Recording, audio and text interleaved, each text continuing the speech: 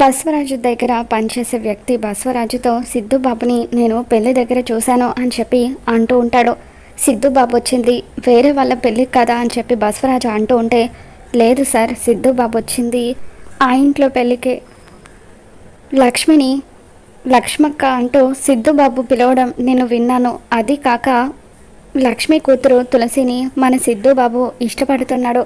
మండపం దగ్గర సిద్ధుబాబు ఆ అమ్మాయి చుట్టూ తిరగడం నేను చూశాను అని చెప్పి బసవరాజు దగ్గర పనిచేసే వ్యక్తి చెప్పడంతో బసవరాజు, ఏంటను అనేది, సిద్ధు ఆ అమ్మాయిని ఇష్టపడడం ఏంటి అని చెప్పి షాక్ అవుతూ ఉంటాడు. అవును సార్, నేను నా కళ్ళారా చూశాను అని చెప్పి అతను అంటూ ఉంటాడు. మరోపక్క సిద్ధు బార్లో తన ఫ్రెండ్స్తో కలిసి మందు తాగుతూ ఉంటాడు.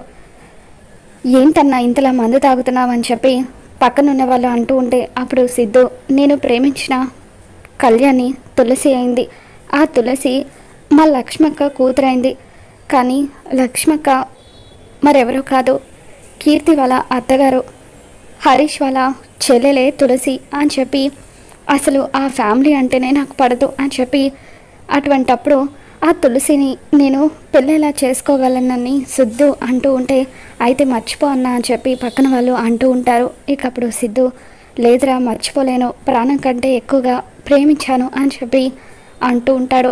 ఇక అలా సిద్ధు మాట్లాడిన మాటలన్నీ కూడా అక్కడికి వచ్చిన సుపర్ణిక, భార్గవ్ ఇద్దరు కూడా వింటూ ఉంటారు. మరి సిద్ధు తులసిని ప్రేమిస్తున్నాడన్న నిజం తెలుసుకున్న సుపర్ణిక, భార్గవ్ ఏం చేయబోతున్నారో మళ్ళీ మన ఛానల్లో తెలుసుకుందాం. ఈ వీడియో మీకు నచ్చినట్లయితే తప్పకుండా లైక్ చేయండి.